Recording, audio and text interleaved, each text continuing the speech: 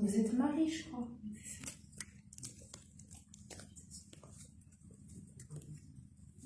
C'est vous qui êtes dans les bras de votre papa? D'accord.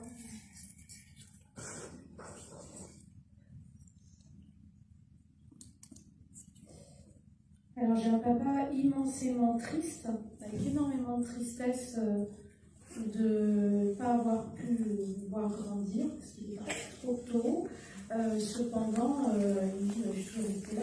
Parce que moi, il n'était pas question que je lâche ma fille et ma famille tout le temps comme ça. Ah non. Alors il dit, je pouvais avoir plein de défauts. Être un con, il dit ces mots-là, être un vaurien, pas prendre ses responsabilités et tout, mais alors quand ma fille est née, pour moi c'était tout pour moi, vraiment. J'aurais tout fait pour elle, j'aurais déplacé des montagnes. Après, attention, j'avais un gros caractère, hein, j'étais pas facile à vivre. Oh là, il fallait me supporter.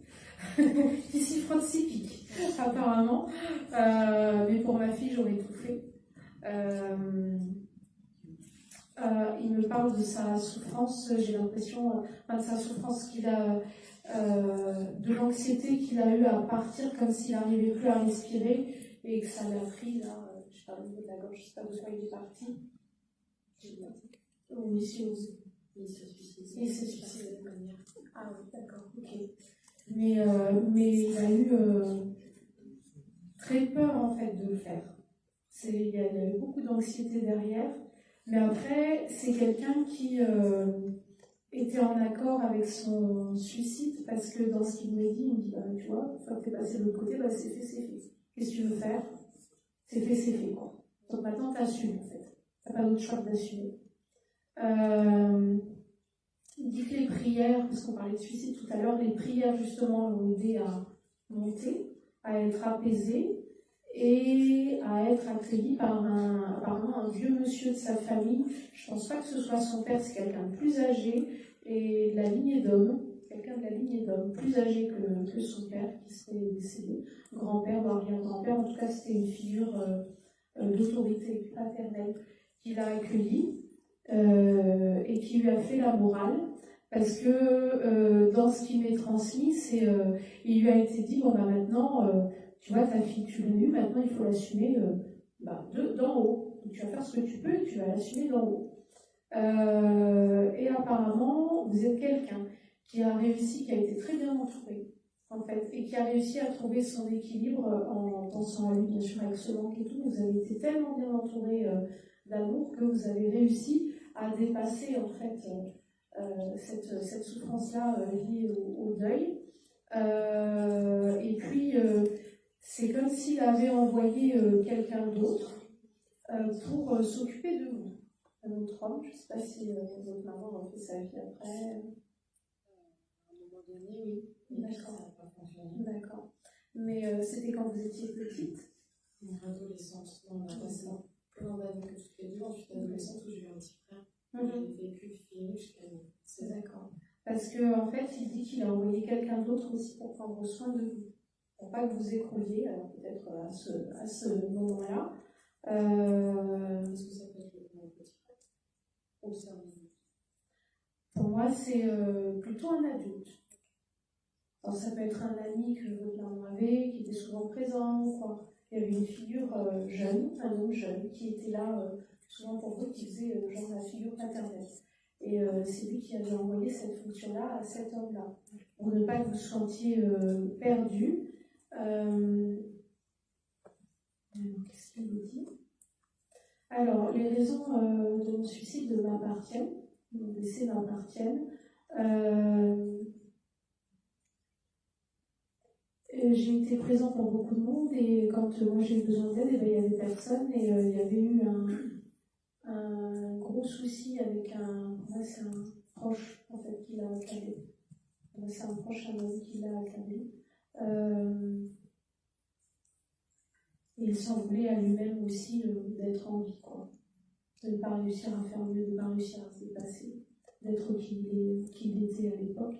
Mais maintenant, il est en paix avec tout ça, il sait qu'on est connu, c'est tout.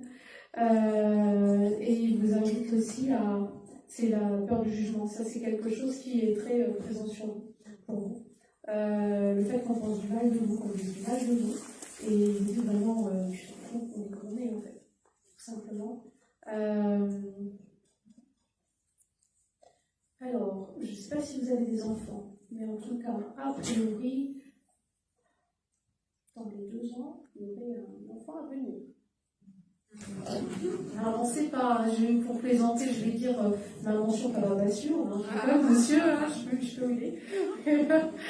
Pour plaisanter, hein. Il ne m'a absolument pas dit le défunt, hein. Mais il dit qu'en tout cas, il y aura tes conneries, il va croire que c'est pas lui. Ouais, il me dit vraiment ça, là, le papa, il me dit ah, tes conneries, il va croire que c'est pas lui, il va prendre la mouche, tu vas rien comprendre. Non, il est susceptible, apparemment, ouais, monsieur. Et donc, apparemment, il y a bien un enfant à venir, c'est dans les 2 ans. Un enfant à venir, a priori, pour vous.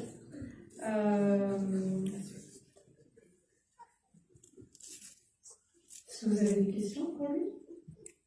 Mes principales questions, de toute façon, ce que je dirais, c'est pourquoi.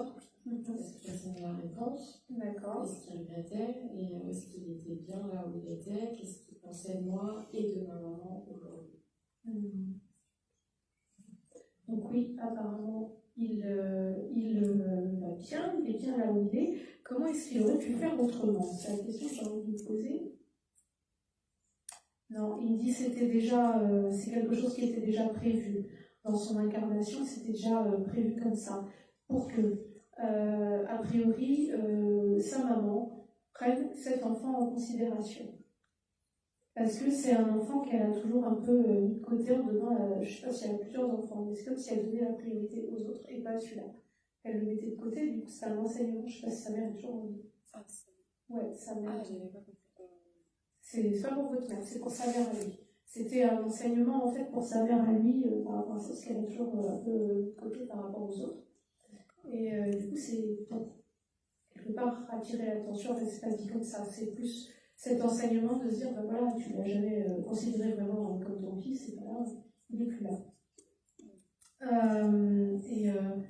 Et par rapport à. Alors lui pensait que pour votre maman, il était un problème, en fait. Parce qu'il lui amenait trop de soucis. Et qu'elle était belle et de toute façon, elle partirait avec quelqu'un d'autre. C'est ce qu'il pensait dans sa tête, en fait. De toute façon, elle est trop belle pour moi, de toute façon, elle m'a laissé, de toute façon, c'est inutile. Le mood un peu de dépression qui l'a conduit jusqu'au suicide. Ce qui était complètement faux parce que votre maman, elle tenait à lui. Votre maman, apparemment, c'est quelqu'un de très bien, qui était très à son écoute. Et lui, il était plutôt, des fois, un peu renfermé, un peu ours, justement. Il n'avait pas compris, en fait, que cette femme, elle l'aimait sincèrement et qu'il a eu l'occasion vraiment de fonder son propre foyer. Voilà, avec votre maman, et puis vous et tout, et d'être heureux. Et ça, il a regretté après de ne pas avoir saisi cette occasion qui était vraiment cette occasion d'évolution. Il était trop jeune dans sa tête. Malheureusement. Qu'est-ce que. Ce qu'il pensait de votre maman actuellement, c'est ça? C'est quand même un prénom de maman.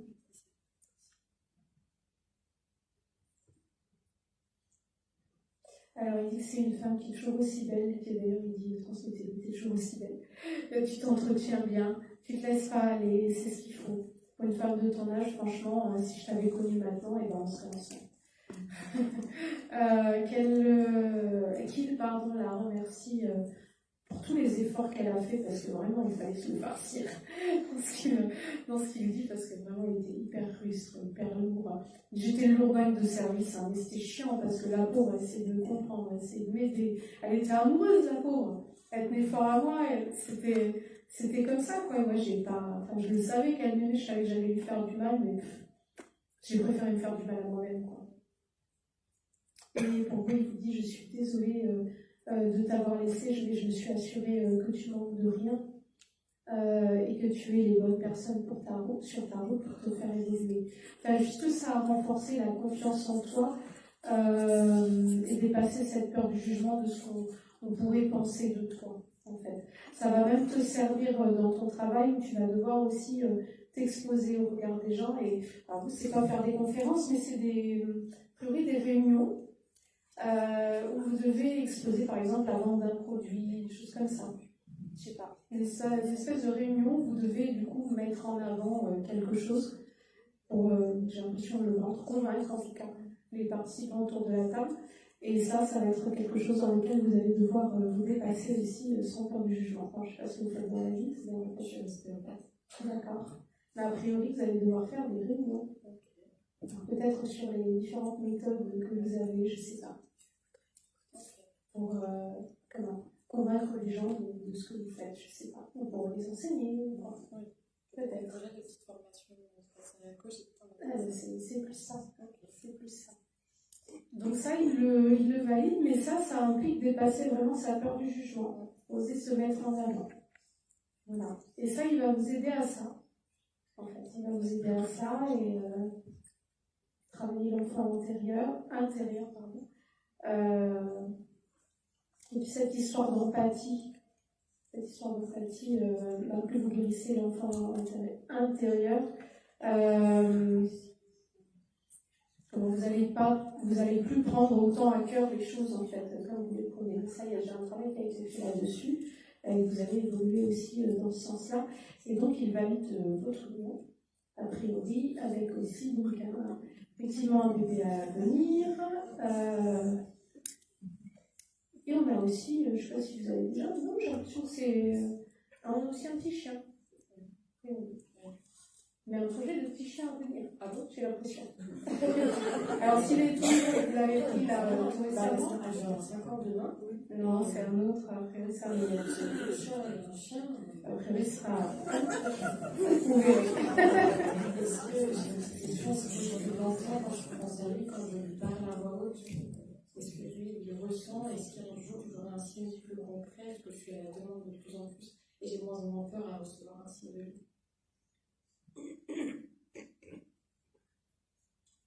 Alors, il dit qu'il entend, mais il a beaucoup à faire. En fait, il s'est élevé aussi vers d'autres sphères. Et c'est quelqu'un qui sera bientôt appelé aussi pour se réincarner. Du coup, il entend, mais bon, il s'est élevé un petit peu plus haut pour pouvoir se réincarner. Et le signe de sa part,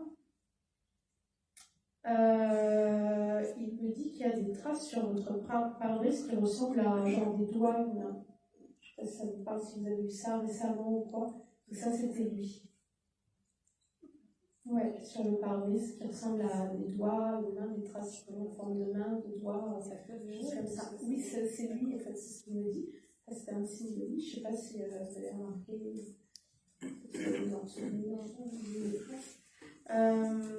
Il ne veut pas vous faire peur avec les signes qu'il pourrait vous donner. Il parle de plumes sur la banquette arrière. Plumes qui seraient en train de se poser sur la banquette arrière. Je ne sais pas si ça vous parle, ça. Ouais.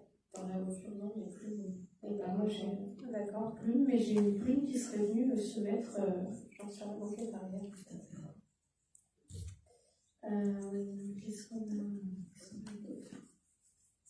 Des papillons qui vous tournent autour souvent. Des papillons, et des papillons plutôt différents, jolis. Des papillons différents, pas des papillons blancs classiques en fait, des papillons jolis en fait qui vous tournent. Tous les idées, c'est la première fois, j'arrive pas à dire, encore un papillon qui a vraiment encore un papillon qui s'en fait tous les. Mais c'est des jolis, des différents, ça y est, des beaux là qui tournent autour. Donc ça c'est ces signes à lui. Et puis, il y a un peu aussi dans ils sont beaucoup à me parler d'épilation de sourcils en ce moment. Donc, ils vous voient dans la salle de bain quand vous épilez les sourcils. Comme ça.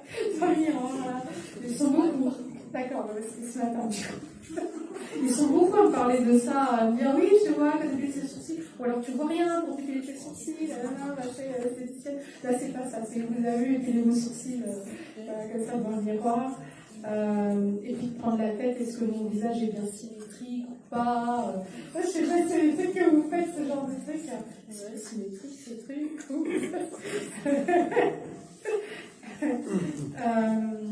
Et ça, oui, justement, ça me fait beaucoup rire. Parce que c'est vrai que pour les femmes, elles se prennent la tête avec des conneries, quoi.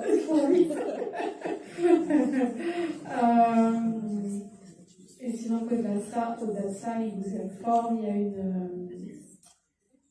il parle de pour mettre bracelet, des choses comme ça. J'ai récupéré ça pour Ok. D'accord. Oui. Qu'est-ce qu'on a d'autre? Il dit que c'est un gourmand, il aime bien les gros gâteaux à la crème. Je ne sais pas si vous avez ce souvenir, si on vous l'a raconté ou quoi. Mais c'était son truc, les gros gâteaux plein de crème. C'était son truc, genre les gros gâteaux d'anniversaire, il y a beaucoup de crème. C'est un gourmand.